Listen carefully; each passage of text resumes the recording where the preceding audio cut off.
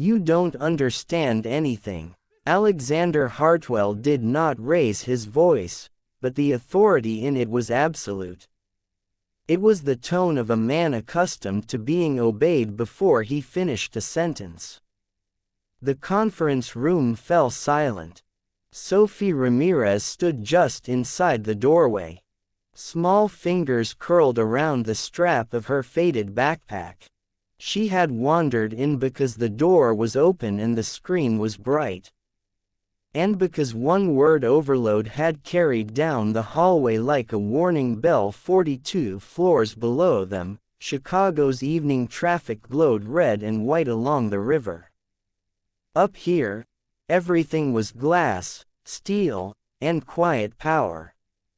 On the massive screen behind Hartwell rotated the schematic for the Horizon Grid storage system, his flagship renewable energy project, a multi-million-dollar contract set to power municipal buildings across the Midwest. Sophie stared at the blinking red junction in the center of the model. "It's too much," she said. Hartwell didn't even glance at the screen this time. He looked at Maria Ramirez instead. "Maria," he said sharply. Maria rushed in from the hallway, still holding a spray bottle and a folded cloth. Her stomach dropped when she saw her daughter standing in the executive meeting. "I am so sorry, Mr. Hartwell," she said, her voice tight. "Sophie, honey, we talked about this. You stay in the hallway. This is a restricted executive session." Hartwell continued, his gaze firm.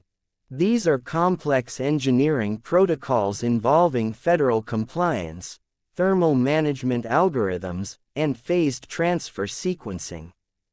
Your daughter does not understand the processes involved." Maria nodded quickly. "Of course, sir." "Sophie, come on." But Sophie didn't move. She was staring at the red flashing note on the screen. "It's overloading," she said quietly. A few executives exchanged amused looks. Hartwell exhaled, patience thinning. "Maria, please remove her." "Now." Maria touched Sophie's shoulder. "Baby, let's go." Sophie shook her head just slightly. "Mom," she whispered, "the transfer rate's wrong." The lead engineer frowned faintly. Hartwell folded his arms. "Even if she recognizes a flashing warning icon, she does not understand what it represents. This system operates through regulated phase transitions between lithium clusters. It's not something a child can assess by intuition." Sophie finally looked at him. "My daddy didn't use intuition," she said. "He used math." The room shifted. Hartwell's jaw tightened. "And your father was Javier Ramirez." The name hung in the air longer than expected. Javier Ramirez had once submitted a proposal to Hartwell Innovations, suggesting an intermediary regulator chamber between high-density battery clusters to prevent thermal spikes during rapid phase shifts. The proposal had been declined as inefficient. Maria's voice trembled. "Sophie, enough." But Sophie stepped closer to the table, her eyes still fixed on the model. "You're pushing the charge straight across," she said. "It's building heat at the junction because there's no stabilization buffer." One of the younger engineers leaned forward. "Sir, we have been seeing irregular heat accumulation at node B7 during acceleration cycles." Hartwell shot him a warning glance. "We have also corrected for it in simulation." "Not fully," the engineer admitted. Sophie lifted her small hand and pointed directly at the red node. "You have to slow it down before it switches," she said. "Daddy called it letting the current breathe." A faint murmur passed around the table. Hartwell studied her now, not dismissively, but critically. And how exactly? He asked coolly. Would you suggest we do that? Sophie hesitated only a second. You put something in the middle. A regulator chamber. It absorbs the surge before it passes through. Maria closed her eyes briefly. Hartwell's voice turned, almost clinical. Adding a regulator chamber reduces efficiency. It prevents combustion, Sophie replied. The word combustion echoed differently than explode had earlier. It sounded technical specific. Hartwell turned to his engineering team. Run a simulation with an intermediary regulator node. The lead engineer blinked. Sir, do it. The room shifted into motion. Fingers tapped keyboards. The 3D model adjusted. A small chamber appeared between two primary battery clusters.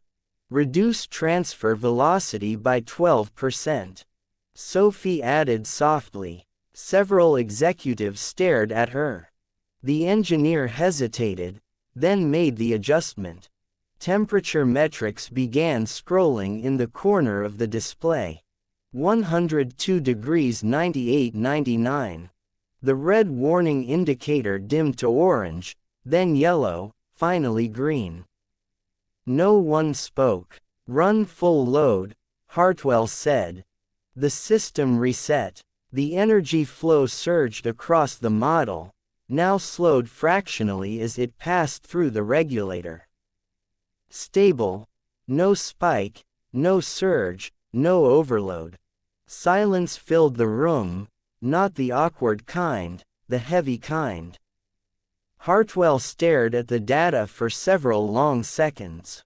Maria whispered, Sophie. Sophie didn't smile. She didn't look triumphant. She simply said, Daddy said electricity doesn't care who you are. It only cares if you're right. Hartwell inhaled slowly. 5 years ago, Javier Ramirez had stood in this very building, arguing for nearly the same modification. Hartwell had dismissed him too conservative, too cautious, too small-minded for a visionary project. Javier had died before seeing whether he had been right. Hartwell finally turned toward Maria. You may remain, he said quietly. Then, after a pause, both of you, he faced Sophie again. You were correct about the overload risk. Sophie nodded once. Outside the glass walls, the city lights shimmered over Lake Michigan.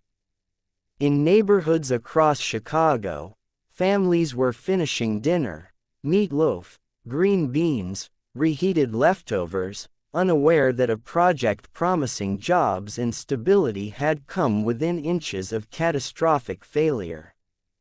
Inside the conference room, a billionaire who believed only in data had just been corrected by a 6-year-old girl with braided hair and a memory of her father's lessons at the kitchen table. Hartwell looked back at the screen, then down at Sophie. You still don't understand the full process, he said carefully. But you understood enough. Sophie held his gaze. It's not about the whole process, she replied. It's about the part that breaks everything. And for the first time that evening, Alexander Hartwell had no immediate answer. Hartwell did not dismiss the room immediately. He stood there for a long moment, hands braced against the polished walnut table, eyes fixed on the stabilized metrics glowing on the screen. The green indicator pulsed steadily now, calm and obedient. Stable, the word felt heavier than it should have. Run it again, he said quietly. The engineers complied. Full load, accelerated transition, sustained transfer, no spike, no red, no failure. Around the table sat men and women who had spent months chasing the source of that instability. They had adjusted algorithms, replaced materials, recalibrated sequencing protocols. They had written reports thick enough to prop open doors. And still, the system had threatened to combust under stress until a 6-year-old had said, "It needs to breathe." Maria shifted her weight uneasily. "Mr. Hartwell, if we're done here, I can take Sophie home." Hartwell didn't answer immediately. His eyes were on Sophie, but not with irritation now. With calculation. "Javier Ramirez worked in our storage division," he said finally. "Yes, sir," Maria replied, her voice softer now. Before he passed, there was no accusation in her tone. Just fact. Hartwell straightened slowly. "Your father proposed a regulator chamber." Sophie nodded. "He drew it on napkins when we ran out of paper." A faint, almost involuntary smile flickered across one of the older engineers' faces. Hartwell gestured toward the screen. "The chamber reduces transfer velocity by 12%. "Yes, sir." "That affects output efficiency." "Yes, sir." "And yet you insisted on it." Sophie looked at the model again. "Daddy said, efficiency doesn't matter if it explodes." A few quiet chuckles rippled through the room, not mocking this time. Respectful, Hartwell turned to his team. "How many municipal facilities are scheduled to adopt Horizon in the first rollout?" 38 confirmed. The operations director answered. "Haas, public schools, transit hubs, and if the system overheated during peak winter demand." The room fell silent. One of the senior engineers cleared his throat. "Worst case scenario, fire, grid failure, litigation." Hartwell nodded once. He did not look shaken, but something behind his eyes shifted. For years, he had built his reputation on boldness, on pushing boundaries faster than competitors dared. Investors admired his appetite for risk, but there was risk, and then there was responsibility. He turned back to Maria. "You've been with Hartwell Innovations how long?"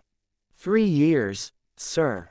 "Night shift." "Yes, sir." "Why didn't I know your husband worked here?" Maria hesitated. "He wasn't here long in the end." Sophie's hand found her mother's. Hartwell's voice lowered slightly. "Javier requested a follow-up meeting after his regulator proposal was declined." Maria nodded. "He did, and they told him the design was too cautious, that it slowed innovation." A long pause settled in the room. Hartwell had been younger then, hungrier. Determined to prove that instinct outran tradition. He had called the design unnecessary. He had been wrong. "Schedule a full engineering review first thing tomorrow morning," he said to the team. "We're integrating the regulator permanently." One of the executives shifted. "Sir, the federal demonstration is in less than 48 hours. Then we demonstrate a safe system." Hartwell replied evenly. "Not an impressive one." Sophie studied him carefully. Adults rarely change direction once they had chosen one. Maria squeezed her daughter's shoulder gently. "We should go."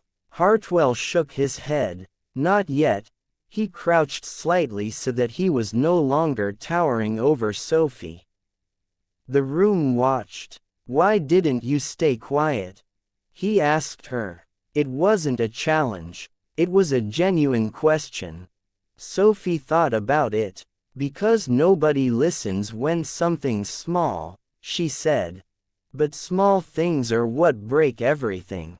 If this story touched you, if you believe that small voices deserve to be heard, take a moment right now to like this video, share your thoughts in the comments, and tell us where you're watching from. And if you believe in stories about responsibility, courage, and quiet justice, make sure to subscribe to the channel so you never miss the next one. The words landed deeper than she knew. Several of the older executives, men and women who had raised children, who remembered scraped knees and bedtime questions, shifted in their seats. Hartwell studied her face. There was no arrogance there, no hunger for credit, just conviction. You realize, he said carefully, that walking into a boardroom and interrupting executives could have gotten your mother fired. Maria stiffened. Sophie's eyes widened slightly. I didn't think about that. Why not? Because if it exploded, everyone would lose their jobs. The simplicity of it silenced the room again. Outside the glass walls, the city hummed with ordinary life. Couples arguing over dishes. Teenagers finishing homework. Factory workers easing into worn recliners with aching backs. $300 million was an abstraction.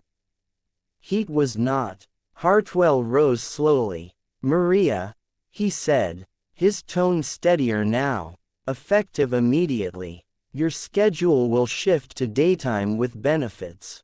Maria blinked. Sir, and I would like Sophie to attend tomorrow's engineering review. As an observer, the operations director raised an eyebrow. Sir, Hartwell did not look at him. Innovation does not have an age requirement. Maria's voice trembled. Mr. Hartwell, she's only 6. Sophie looked up at her mother. I can just sit. Hartwell allowed himself the faintest smile.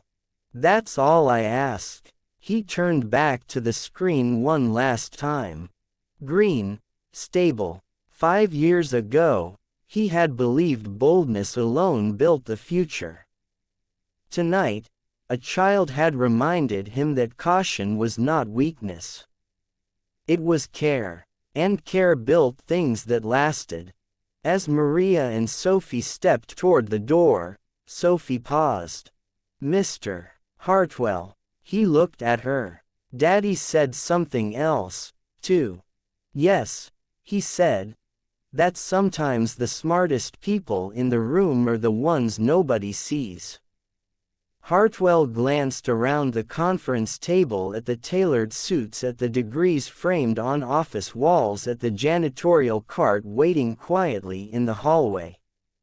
Then he looked back at Sophie. Good night, Miss Ramirez. Good night, sir. The door closed softly behind them. Inside the conference room, Alexander Hartwell remained standing, staring at the regulator chamber glowing gently in the center of the Horizon system. 5 years ago, he had dismissed a man who lacked credentials.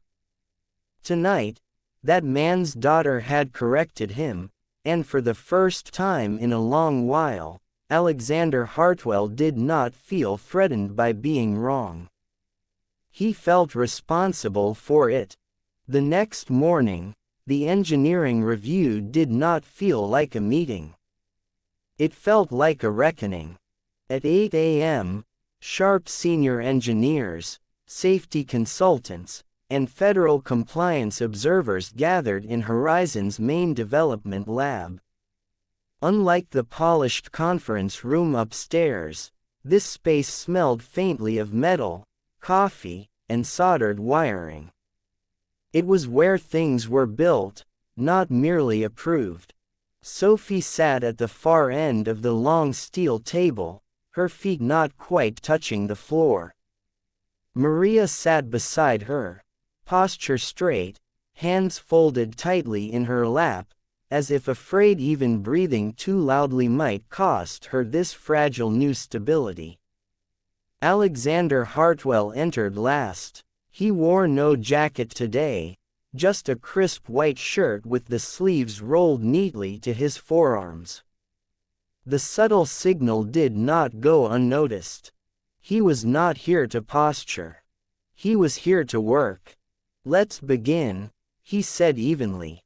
Dr. Elias Thorne, Horizon's lead systems engineer, 58 years old, Vietnam veteran, 40 years in energy infrastructure, cleared his throat. "We've reviewed Mr. Ramirez's original regulator proposal. The mathematics are sound." He hesitated, then corrected himself. "Miss Ramirez's implementation aligns precisely with those calculations." Several heads turned toward Sophie. She swallowed but held her father's small leather notebook on her lap like a shield. Hartwell nodded. "Walk us through the risk mitigation."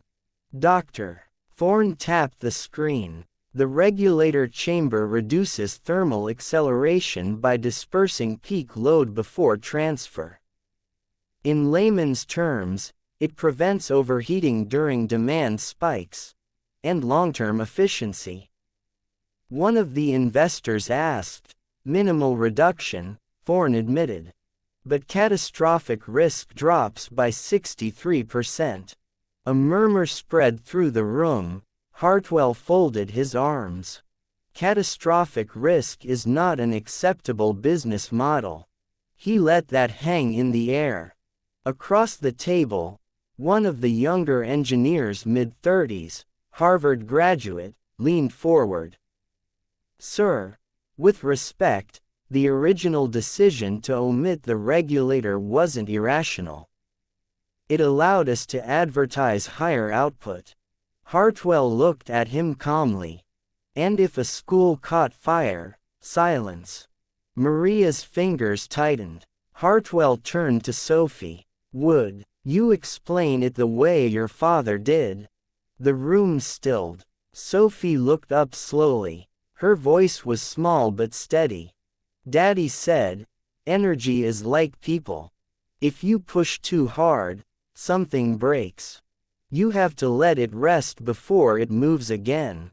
There were degrees on those walls worth millions. Yet, not one person in that lab misunderstood her."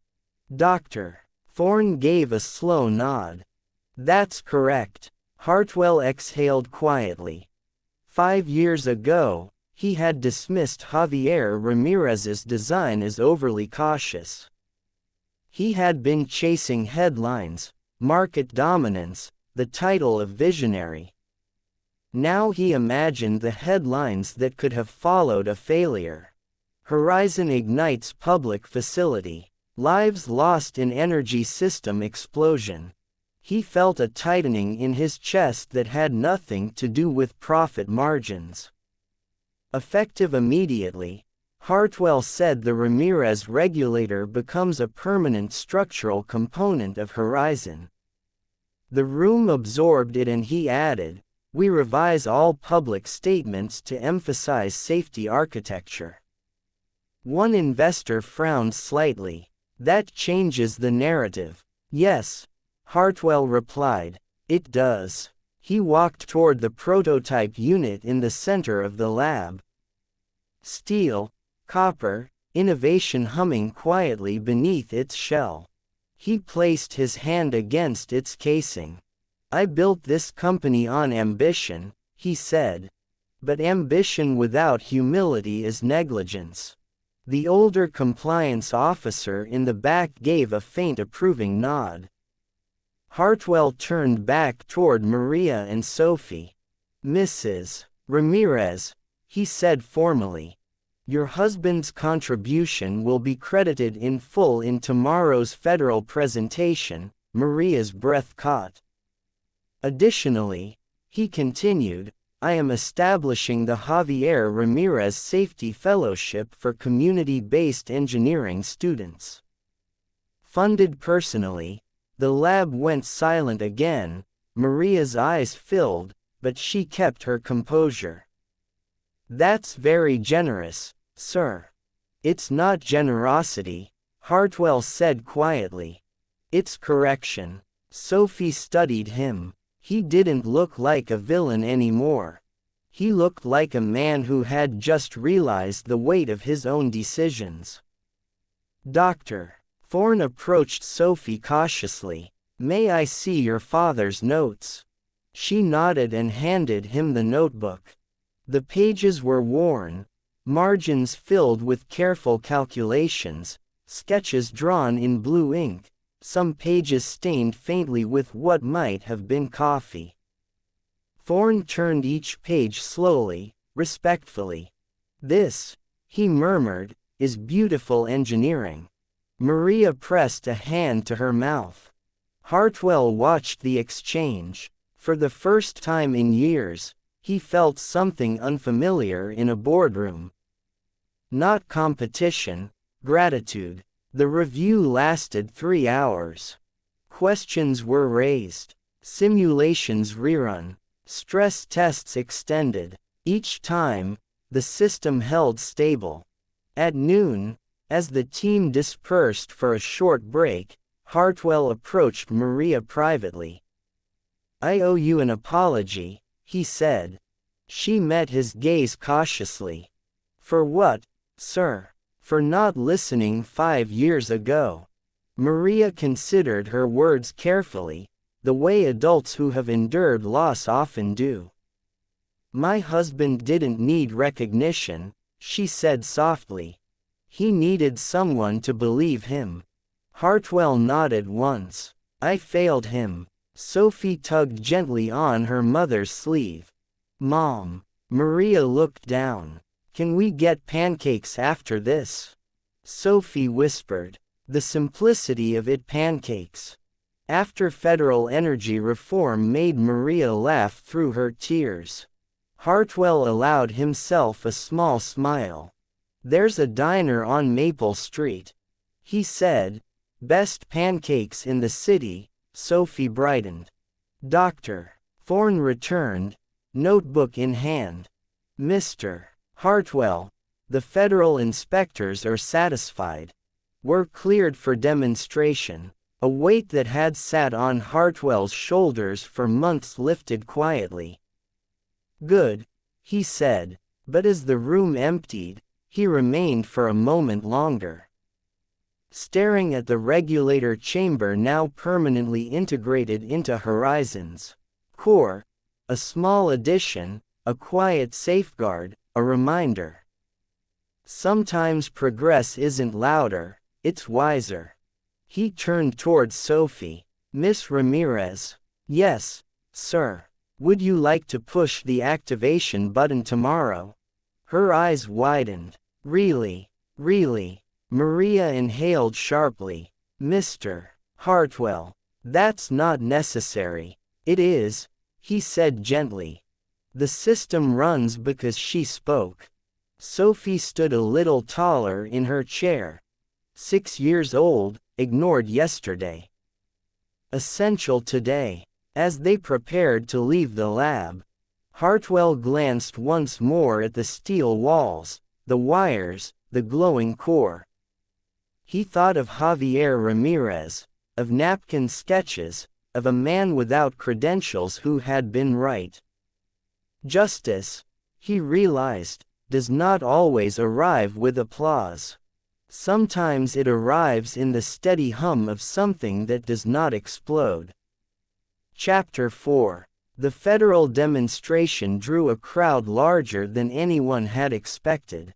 By 9:30 a.m., the Horizon testing facility was lined with black sedans, local news vans, and a small cluster of community leaders invited at the last minute. Word traveled fast in cities like this, especially when millions of dollars and public safety were involved. Inside the main hall, a temporary stage had been erected in front of the Horizon prototype. Banners bearing the Hartwell Innovations logo hung from steel rafters. The American flag stood to one side, the state flag. To the other, it looked like a victory ceremony, but to Alexander Hartwell, it felt like confession. He stood backstage reviewing his speech for the third time. The paper in his hand did not tremble, but his thoughts were restless. 5 years ago, he would have focused on market expansion. Today, he was thinking about accountability. Across the hall, Sophie sat with Maria in the front row. Sophie wore her Sunday dress navy blue with a white collar and small patent shoes that shined under the overhead lights. Maria had braided her hair neatly that morning, hands steady despite the significance of the day. "You nervous?" Maria whispered. "A little," Sophie admitted. "That's okay. Your daddy used to say nerves mean you care." Sophie nodded thoughtfully. On stage, Drive, Thorne adjusted the microphone. Federal inspectors reviewed final documentation. The room filled with the low murmur of anticipation. At precisely 10 a.m., Alexander Hartwell stepped to the podium. The applause was polite, measured. He surveyed the audience, investors, engineers, city officials, and ordinary employees standing along the walls. 5 years ago, he began, voice steady. Hartwell Innovations set out to redefine urban energy. A large screen behind him displayed images of Horizon's early designs. "We believed innovation meant speed, expansion, market dominance." He paused. "We were only half right." The room quieted. "Innovation," he continued, "also means responsibility." Several reporters leaned forward. This project faced setbacks, real ones. Technical flaws that threatened its integrity, and this week, we discovered why. The screen shifted to an image of the regulator chamber. A safety design proposed in 2019 by one of our employees was dismissed. "That decision was mine." A ripple of surprise moved through the crowd. Hartwell did not soften it. "I was wrong." The words hung in the air, rare and unpolished. He gestured toward the front row. Javier Ramirez saw a risk others overlooked. He designed a solution that would have prevented years of delay. That solution now powers Horizon. Maria's hand found Sophie's. Cameras turned toward them. "Javier Ramirez is no longer with us," Hartwell said quietly. "But his work endures." A respectful silence filled the hall. "In his honor, we are launching the Javier Ramirez Safety Fellowship and renaming this division the Ramirez Initiative for Energy Integrity." This time, the applause was not polite. It was genuine. Hartwell stepped aside slightly. "And today the activation of Horizon will be conducted by someone who reminded us that wisdom does not require permission." Sophie's heart pounded. Maria squeezed her hand. "Go on." Small steps carried her up the stage stairs. The room watched, some curious, some skeptical, some visibly moved. Sophie stood beside the activation console, barely tall enough to reach the illuminated button. Hartwell crouched slightly so they stood eye to eye. "You ready?" he asked softly. She nodded. "For my daddy," she whispered. Hartwell gave a single nod. "For your daddy." Sophie pressed the button. The system hummed to life. Screens flickered green. Energy transfer stabilized smoothly. The regulator chamber dispersed load exactly as designed. No spike, no tremor, no threat, just steady power. Applause rose louder this time. Sustained. Maria wiped her eyes openly now. Reporters scribbled notes. Cameras flashed. But in the back of the hall, not everyone clapped. A tall man in a charcoal suit stood with arms crossed, expression unreadable. Dominic Voss, senior financial partner and major stakeholder in Hartwell Innovations. His smile was thin. Later, as the crowd thinned and interviews began, Voss approached Hartwell privately near the stage steps. "Bold move," Voss said coolly. Hartwell met his gaze. "Necessary publicly admitting fault. Transparency builds trust." Voss tilted his head slightly or weakens authority. Hartwell did not blink. Authority without trust is temporary. Voss's eyes flicked briefly towards Sophie and Maria speaking with reporters. "You're sentimental today. I'm responsible today." Voss's smile faded. Investors may not appreciate emotional narratives overshadowing performance metrics. Hartwell's voice remained even. "The system performs because we corrected our mistake." Voss stepped closer. "Be careful, Alexander." Board confidence shifts quickly. There it was, not celebration. Warning. Hartwell held his ground. Then the board can review the safety reports themselves. Voss studied him a moment longer before offering a thin nod. "Well talk." He walked away, blending back into the cluster of executives. Hartwell watched him go. Success did not silence every threat. Sometimes it created new ones. Across the hall, Sophie tugged at Maria's sleeve again. "Mom." "Yes, baby. Can we still get pancakes?" Maria laughed softly through lingering tears. "Yes, we can still get pancakes."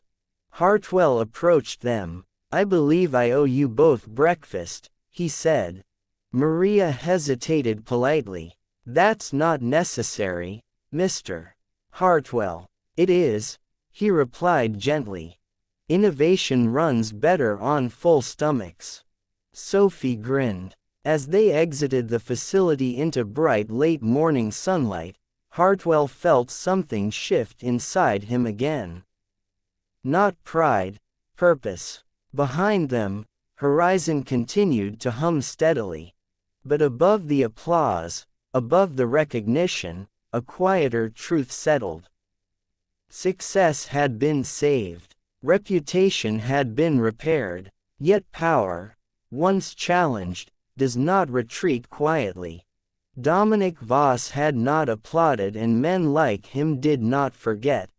3 days after the demonstration, the applause had faded, but the consequences had not. Hartwell Innovations' stock rose sharply on Monday morning. Headlines praised the company's transparency, calling Alexander Hartwell a rare executive willing to admit error. Cable news panels debated corporate accountability. Editorial columns spoke about integrity and leadership. But inside the executive suite on the 32nd floor, the air felt colder than usual. Dominic Voss had called an emergency board session. Alexander stood at the long walnut conference table, hands resting lightly on its polished surface. Around him sat 9 board members, seasoned investors, retired CEOs, legal advisors. Most were over 55 men, and women who had built careers on caution. Voss spoke first. "We all appreciate the successful activation of Horizon," he began smoothly. "However, the manner in which it was achieved raises governance concerns." Alexander did not interrupt. Voss continued. "Public admission of executive oversight without prior board review exposes this company to liability. Furthermore, elevating a minor's involvement in a federal energy system opens additional scrutiny." A murmur passed around the table. Alexander finally spoke. "The system functions because we corrected a safety flaw. That correction deserved acknowledgement. And the Ramirez Initiative, Voss pressed, rebranding an entire division without consulting stakeholders. Javier Ramirez's design prevented catastrophic overload. Honoring that fact is not branding, it's accuracy. One of the older board members, Victoria Kane, folded her glasses carefully. Accuracy is commendable, Alexander. But markets punish instability. Markets punish explosions. Alexander replied evenly. Silence. Voss leaned back. No one disputes the technical correction. The issue is control. You shifted narrative authority without alignment. Alexander met his gaze. Because waiting would have been wrong. Victoria studied him thoughtfully. You've changed, Alexander. Yes, he said simply. Another board member, Thomas Reed, cleared his throat. There's also public optics. The story of a 6-year-old correcting our engineers is inspirational, but it invites regulatory questions about internal oversight. Alexander's jaw tightened slightly. Sophie Ramirez didn't rewrite schematics. She recognized a pattern she'd been taught. The design was her father's, and that design was rejected, Voss said pointedly. By me, Alexander replied. The room fell still again. Victoria spoke softly. Dominic, what are you proposing? Voss clasped his hands. A formal review of executive leadership, temporary redistribution of operational authority. During assessment, in other words, suspension, Alexander understood. Not punishment for failure, punishment for humility.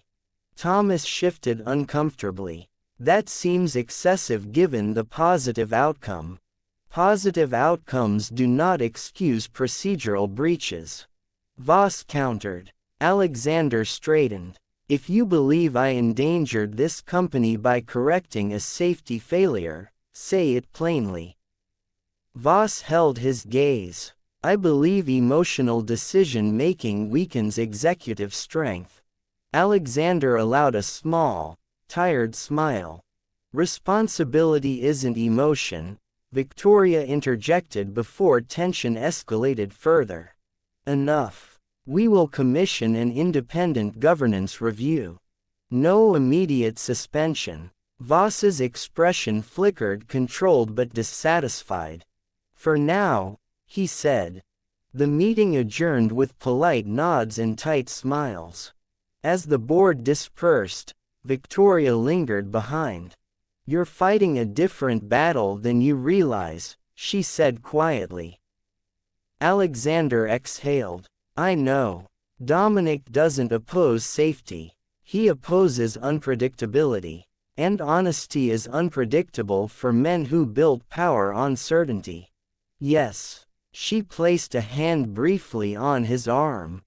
Be careful. After she left, Alexander remained alone in the conference room. Through the floor-to-ceiling windows, the city stretched wide, steel and glass under a pale winter sun. He had saved the project, but leadership was not secured by one right decision. It was tested afterward. Across town, Maria sat at her kitchen table with a stack of mail she had never imagined receiving. Scholarship offers, community invitations, interview requests, an envelope from the mayor's office. Sophie colored quietly beside her, crayons scattered across the table. She was drawing something that looked suspiciously like horizon, only brighter with a giant sun above it. Mom? Sophie asked. Yes, sweetheart. Are we famous? Maria smiled faintly. For a minute, Sophie tilted her head. Is that bad? Not bad. Just loud. Sophie considered that. Daddy didn't like loud. Maria's throat tightened slightly. No, he didn't. A knock at the door interrupted them. Maria opened it cautiously. Two men stood outside in dark coats. Polite, professional, Mrs.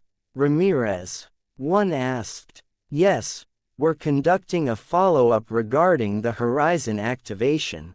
Routine compliance questions. Maria's stomach dropped. Is something wrong? She asked carefully. Not necessarily, the man replied. We simply need clarification about your daughter's presence in the facility prior to activation. Maria felt a protective instinct surge. She didn't touch anything without supervision, she said firmly. And the design was her father's. The second man nodded. We understand this is procedural. Procedural. The same word Dominic Voss had used. After they left, Maria closed the door slowly. Sophie looked up. Are we in trouble? Maria forced calm into her voice. No, baby. We told the truth. That night, Alexander sat alone in his office long after the lights in most departments had dimmed. A message blinked on his screen from Dominic Voss. Subject: Private discussion. We need to speak before the governance review escalates. There are ways to stabilize perception, but they require alignment. Alexander read it twice. Alignment. He knew what that meant. Distance from the Ramirez narrative. Quiet credit reclamation.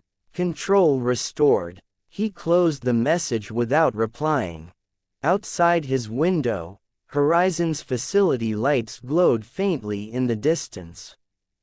He thought of Sophie standing at the console, of Maria's guarded dignity, of Javier Ramirez's forgotten proposal stamped denied. He remembered something his own father once told him at a small-town hardware store long before wealth complicated everything. Son, success built on silence cracks from the inside. Alexander leaned back in his chair. He had chosen honesty. Now honesty demanded endurance. Across the city, Maria tucked Sophie into bed. Mom, Sophie murmured sleepily. Yes, Mr. Hartwell looked sad today. Maria paused. Sometimes grown-ups cry inside like Daddy did when nobody listened. Maria swallowed. Maybe. Sophie closed her eyes. He should listen again. Maria brushed her daughter's forehead gently. Yes, she whispered. He should. Outside, winter wind moved through the streets of Detroit. Cold but steady. Some battles were loud. Others were quieter boardrooms, investigations, whispered strategies. Horizon was running smoothly, but power never surrendered without testing the cost. The governance review began quietly, too quietly. 3 consultants from a Manhattan firm arrived on Monday morning, dressed in neutral suits and carrying leather portfolios thick enough to suggest inevitability. They introduced themselves as independent evaluators. But everyone in the executive wing understood what that meant. They were there to measure stability, and stability in corporate language often meant obedience. Alexander greeted them personally. His handshake was steady, his eyes tired but clear. We'll require internal communications regarding the Horizon modification. The lead consultant, Lucas Hale, said without preamble, emails, meeting transcripts, design revisions. You'll have full access, Alexander replied. Dominic Voss observed from the far end of the hallway, expression unreadable. By midweek, whispers moved faster than official memos. Some engineers supported Alexander openly, grateful the Ramirez design had finally been recognized. Others worried about job security. Middle managers avoided eye contact. Assistants lowered their voices when he walked past. Leadership, Alexander realized, was loneliest not during failure, but during correction. That evening, he drove himself home instead of using the company car. He hadn't done that in years. The city looked different from ground level. Detroit in winter carried a particular honesty.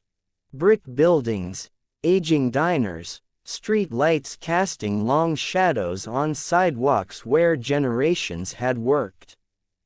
Factory shifts and raised families on modest paychecks. He parked outside a small church basement where a community STEM night was being held.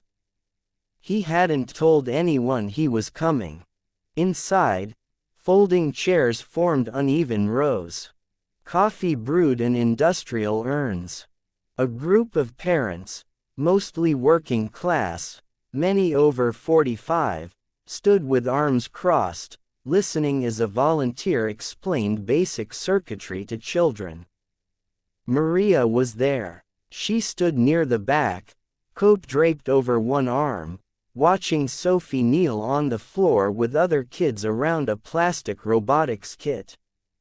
Sophie noticed him first. "Mr. Hartwell," she called brightly. Several adults turned. Alexander felt the weight of those looks, not hostility, but evaluation. He stepped forward politely. "Evening, Miss Ramirez." Maria nodded. "Mr. Hartwell." Her tone held respect, but not deference. "You didn't have to come," she added. "I wanted to." An older man nearby, gray-haired and broad-shouldered, spoke up. "You the CEO?" "Yes, sir." The man studied him carefully.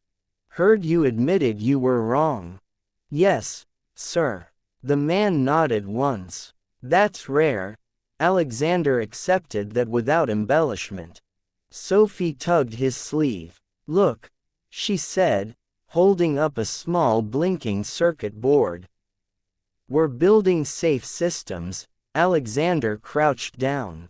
"What makes it safe?" he asked. Sophie pointed seriously. "You don't push it too hard. You give it room." Maria watched Alexander's face change slightly at that.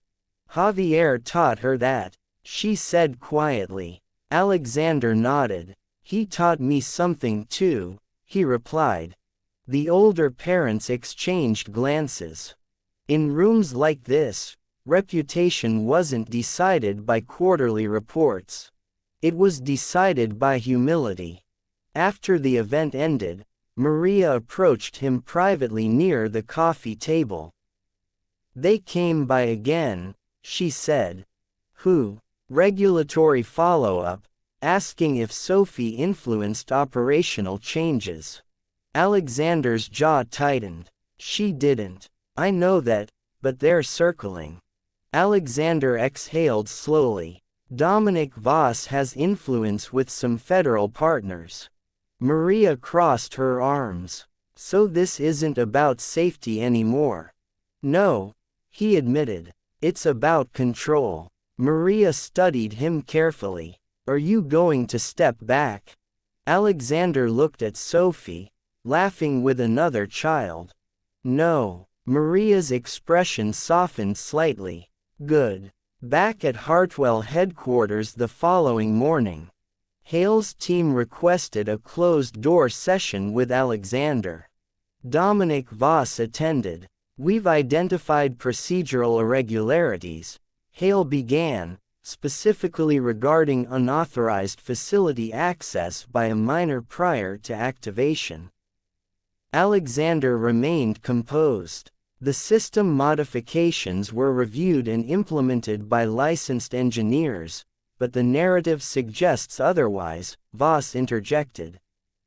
"The narrative reflects truth," Alexander replied evenly. Hale adjusted his glasses. "Perception affects valuation." Voss leaned forward. We propose a revised statement clarifying that while the Ramirez design inspired final adjustments, all modifications were independently engineered. In other words, erase Sophie's visible contribution. Alexander felt something old inside him. The instinct to protect position stir briefly, then fade. No, he said. Voss's eyes hardened. You would risk shareholder confidence for sentiment. I would risk my position for integrity. Silence. Hale scribbled notes. Voss spoke carefully now. The board may interpret that as instability. Alexander held his gaze.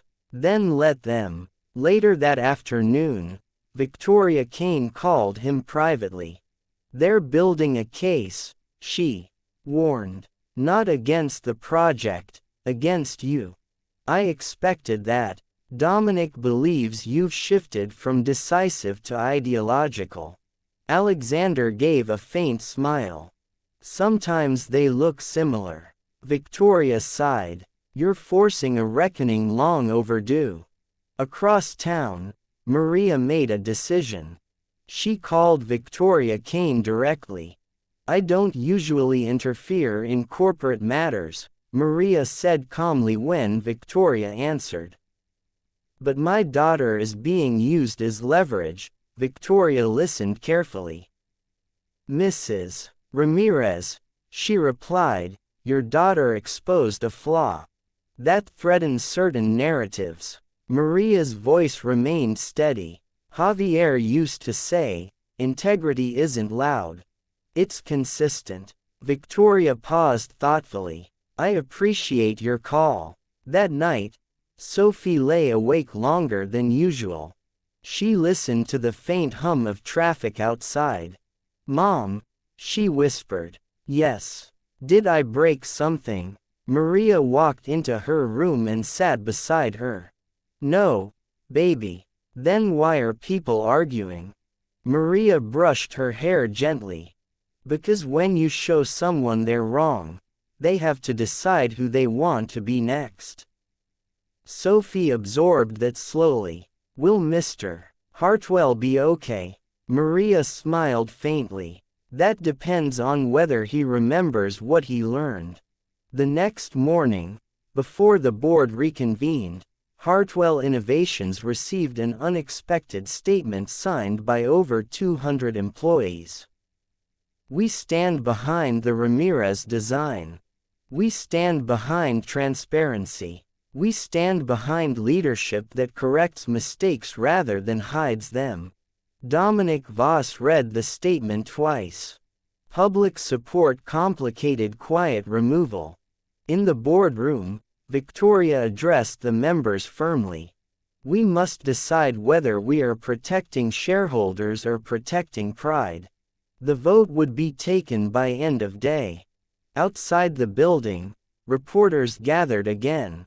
Inside, Horizon continued to run steadily, stable, safe, proof that truth once activated does not easily shut down.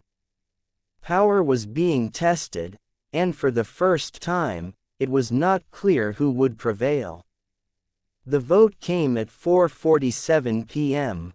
9 board members, 9 folded ballots, no speeches, no drama. Victoria Kane collected them herself, her silver bracelet catching the fluorescent light as she moved from chair to chair. The room held the quiet weight of decades, careers built, reputations guarded, fortunes made in rooms just like this. Alexander sat still, hands clasped loosely in front of him. Dominic Voss leaned back outwardly relaxed, though his fingers tapped once against the armrest before going still again. Victoria read the tally silently. Then she looked up. By a vote of 6-3, she said evenly. Alexander Hartwell remains Chief Executive Officer of Hartwell Innovations. The governance review will recommend structural transparency reforms, but no leadership removal. Silence. Not celebratory, not relieved, measured. Dominic Voss did not react immediately. His expression remained composed, but something in his jaw hardened. Victoria continued.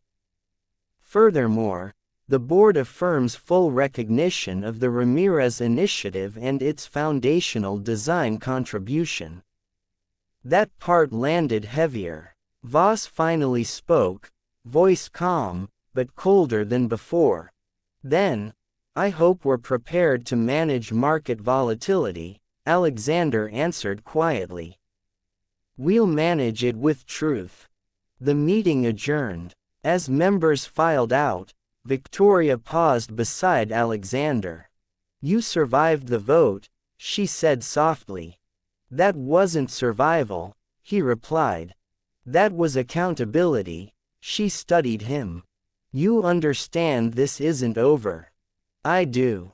Across the hallway, Dominic Voss made a private call before leaving the building. Yes, he said when the line connected. The board wavered. A pause. No, we pivot. Another pause. There are other ways to apply pressure. He ended the call and stepped into the elevator alone. Outside, evening light washed the glass facade of Hartwell Innovations in amber. Reporters waited near the entrance, sensing outcome by the timing of departing executives. When Alexander emerged, flashes erupted. Mr. Hartwell, were you removed? Is the board divided? Is Horizon stable long-term? He stopped at the podium placed near the entrance. The board has concluded its review, he said calmly. Horizon is stable. Our governance procedures are being strengthened and our commitment to safety and integrity remains unchanged. Is this about the Ramirez story? One reporter pressed. It's about responsibility, Alexander replied. Nothing more. He did not elaborate. He did not mention Voss. He did not mention power. He drove home again without security detail. Across town, Maria was watching the live coverage from her small living room. Sophie seated cross-legged on the carpet when Alexander's face appeared on the screen. Sophie leaned forward. He looks tired, she observed. He's been fighting, Maria said gently. For us. For himself, Maria corrected softly. And that matters, too. Sophie thought about that. The next morning, an unexpected development shook the narrative. A former Hartwell engineer retired 2 years earlier sent a statement to several media outlets. In 2019, I reviewed Javier Ramirez's safety proposal. I recommended further testing. That recommendation was dismissed at the executive level. The statement was brief, but it added weight. News anchors began reframing the story not as instability, but as delayed recognition of internal warning signs. Public sentiment shifted subtly. Support grew within the engineering departments. Morale stabilized. Lena Wong gathered her team in Bay 3. We don't fight boardroom battles, she said plainly. Horizon works. Safety works. The Ramirez design works. The only instability is ego. A murmur of agreement followed. George Harlan, retired but invited back as consultant under the Ramirez Initiative, leaned against the counter. 40 years in this industry, he said, voice growly but steady. I've seen companies collapse from greed.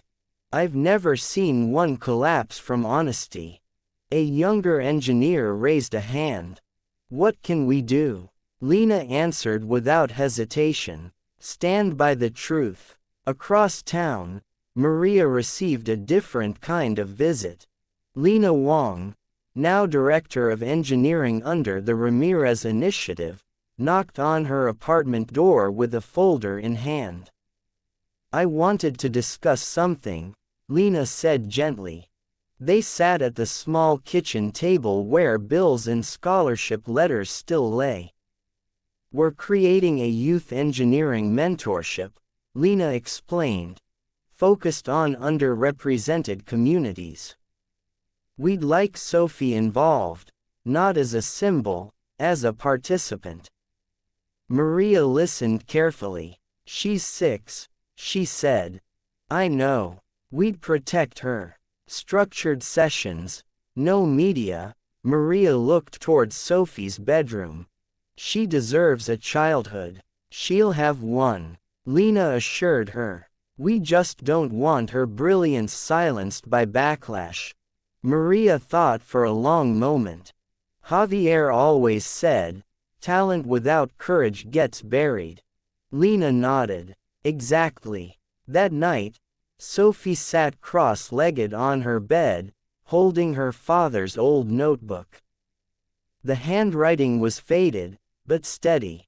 She whispered softly to herself, imitating his voice the way she remembered it. You don't ignore warning signs. In her small room, beneath a glow in the dark constellation map on the ceiling, she felt something she couldn't fully name. Not fame, responsibility. At Hartwell headquarters, Dominic Voss stood alone in his office overlooking the river. He dialed a number from memory. Yes, he said when the call connected. We may need to accelerate transition planning. A pause. No, the system works. That's not the issue. Another pause. The issue is precedent. He ended the call and stared out at the darkening skyline. Power tolerated correction. It did not tolerate vulnerability, and Alexander Hartwell had chosen vulnerability publicly. The governance review would conclude soon. Horizon ran steadily. The community watched closely and beneath the surface of success. The real conflict had only just begun. The headline broke at 6:12 a.m. Hartwell CEO under review after unauthorized prototype access scandal. By 7, every major financial outlet had picked it up. By 8:15, Dominic Voss had already forwarded the article to the full board with a single-line message. This is what reputational drift looks like. Alexander read the headline alone in his kitchen. Coffee untouched beside him. The article was carefully written.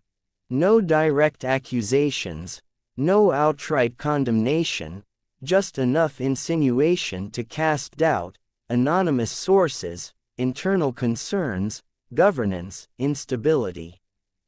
He set the phone down slowly. Truth had a way of surfacing, but so did strategy. At headquarters, the atmosphere felt heavier than before. Employees avoided elevators with executives. Assistants kept their eyes lowered. The governance consultants requested a final review meeting for that afternoon. Dominic Voss walked the corridors with calm precision, offering measured reassurances to mid-level managers.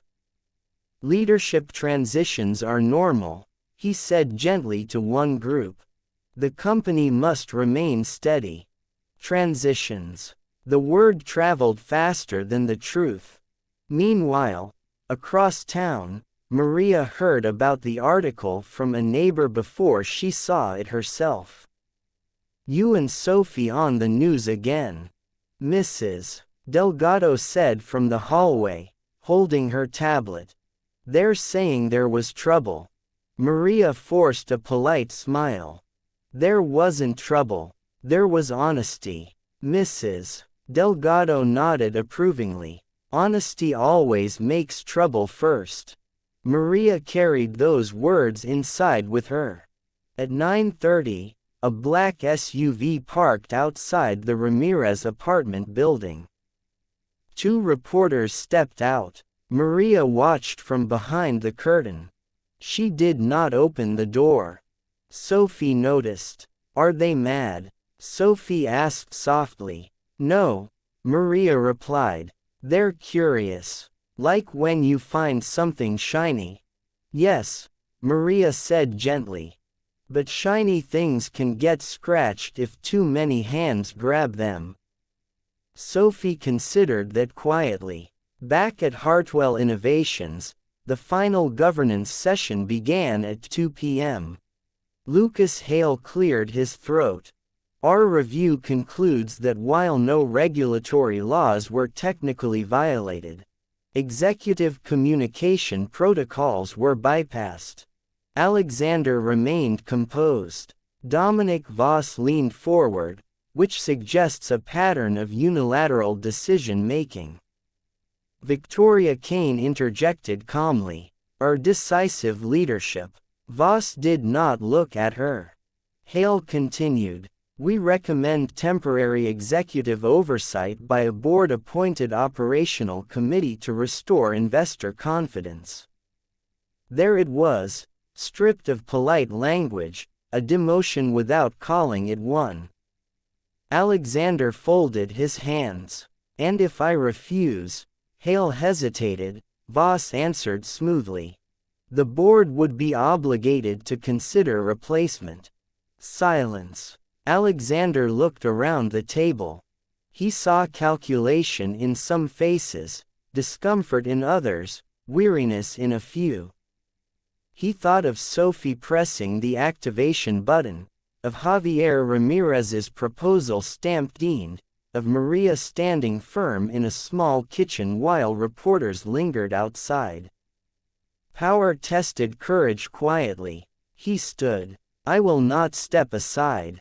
Voss's jaw tightened. I corrected a safety failure that could have destroyed this company. I acknowledged responsibility publicly. If that disqualifies me from leadership, then this board must decide what kind of company it wants to be. Victoria spoke softly. We need a recess. The board filed out slowly, leaving Alexander and Voss alone in the room. Dominic rose deliberately. You're making this personal, he said. It already was, Alexander replied.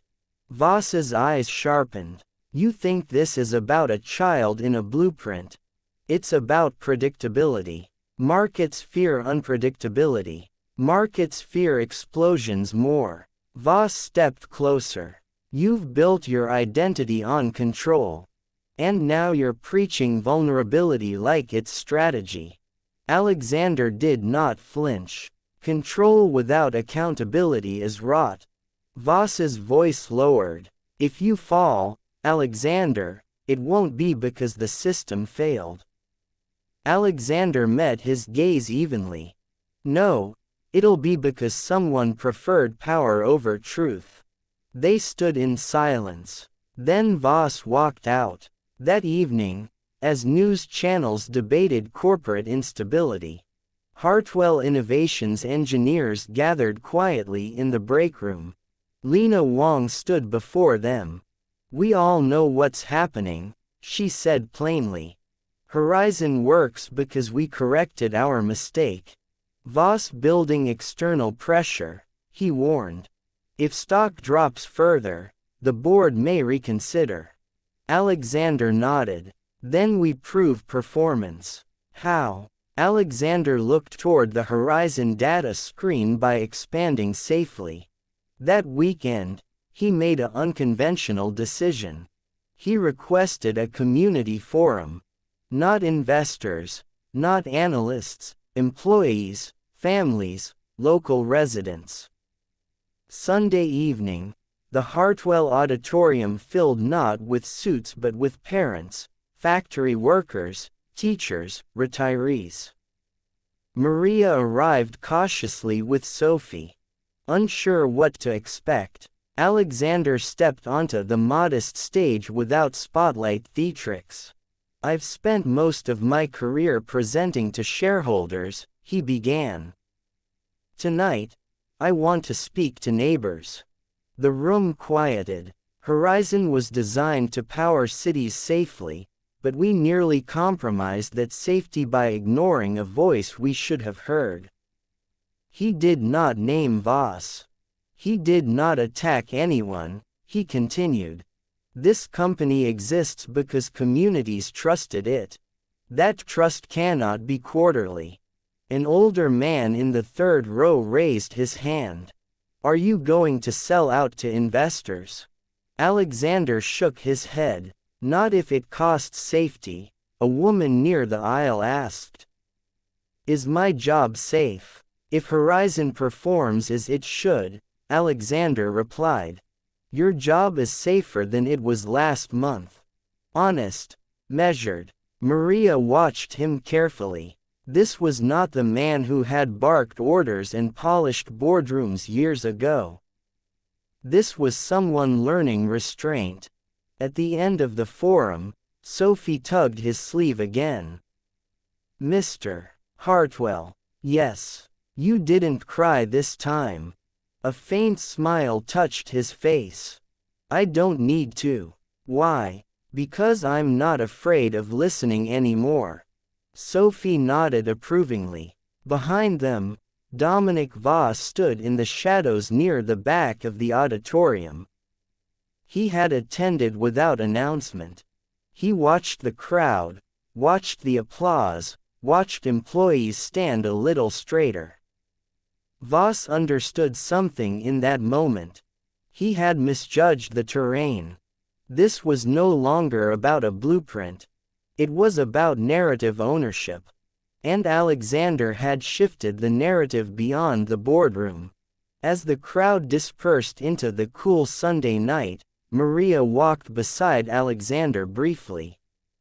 You could have stepped down quietly, she said. Yes, you didn't. No. She studied him thoughtfully. Javier used to say, power shows itself when it's challenged. Alexander nodded. I'm learning. Across the city skyline, Horizon's facility lights glowed steady and even. Stock charts would rise and fall. Board politics would continue. Dominic Voss would not disappear quietly, but something fundamental had changed. The story no longer belonged solely to executives. It belonged to the people who depended on the system. And when power faces community, it must choose its shape carefully. Monday opened with numbers. Stock stabilized, not soaring, not collapsing, stable. Financial analysts adjusted their tone from instability to resilient restructuring. That single word, resilient, softened the edge Dominic Voss had been sharpening. But pressure did not disappear. It adapted. At 10:15 a.m., Alexander received notice that 2 institutional investors were requesting a private performance forecast review. In scheduled, urgent, he understood immediately. Dominic was not finished. In the executive conference room, projections flickered across a wide digital screen. Revenue curves, expansion plans, risk assessments, the language of power translated into percentages. The investors, both men in their late 60s, seasoned and unsentimental, watched Alexander closely. We're not questioning safety, one said plainly. We're questioning growth pace, Alexander nodded. Safety precedes growth. And competitors, the other pressed, they're scaling faster. They're not correcting prior negligence, Alexander replied. A pause. Are you repositioning this company as ethical first, profitable second? Alexander didn't hesitate. No, I'm positioning it as sustainable. The men exchanged a glance. Older investors understood long arcs. They had lived through market crashes and corporate scandals that burned through reputations like dry timber. One leaned back slowly. You remind me of someone, he said. Who?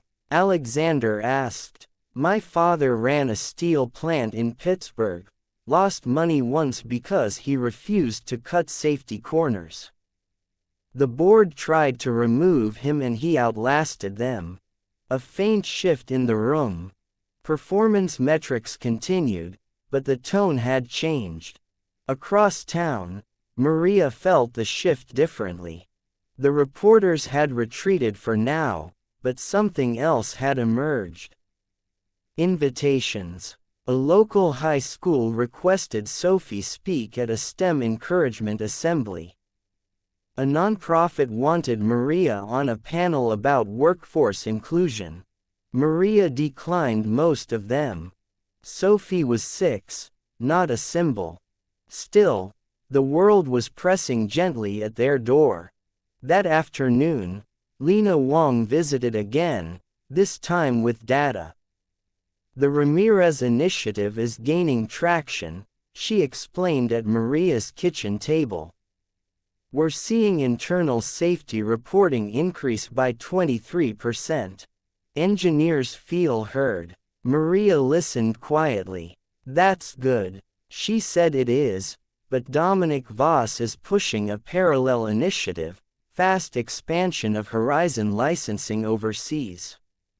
Less oversight. Maria's brow tightened slightly. Can he do that? Not without Alexander's approval, Lena replied. But he can create pressure. Sophie colored quietly beside them, sketching something that looked like a tree with wires instead of branches. Mom, she interrupted softly.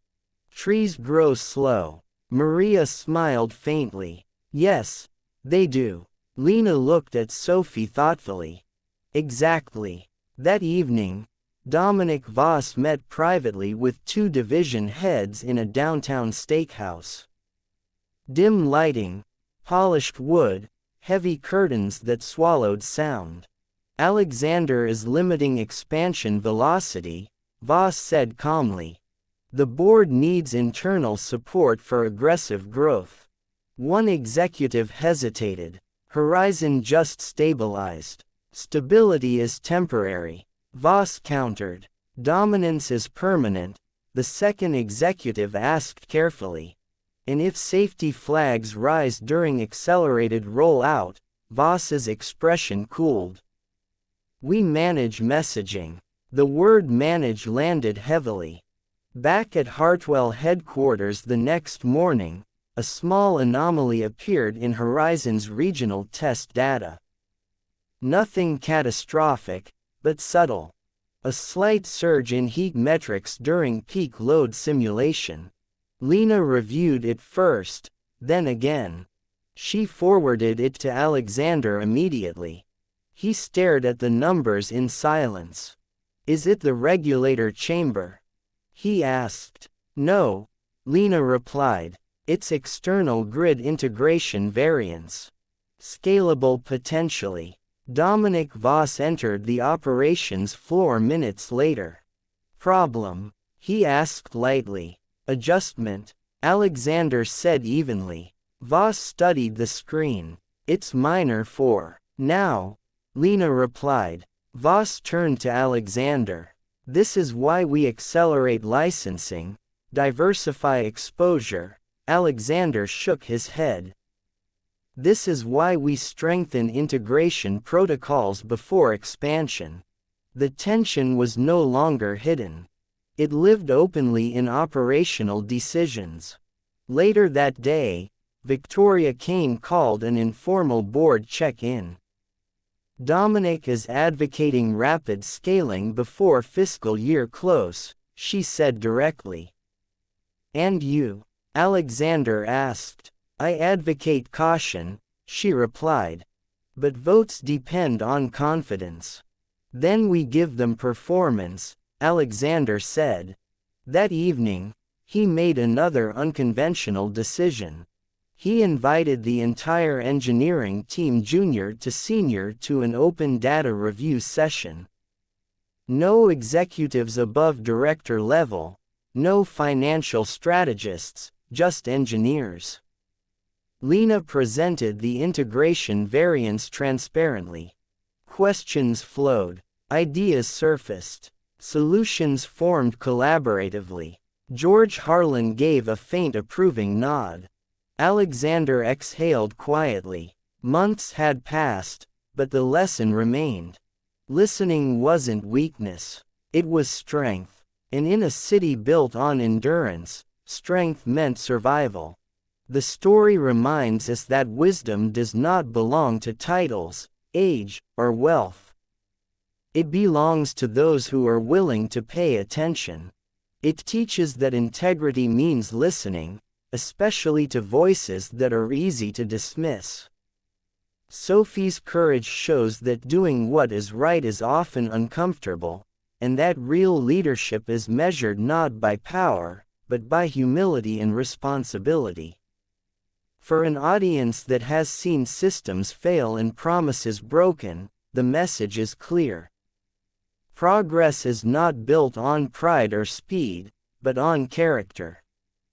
When we choose to listen instead of dominate, to correct instead of conceal, and to value truth over ego, we don't just save projects. We restore trust.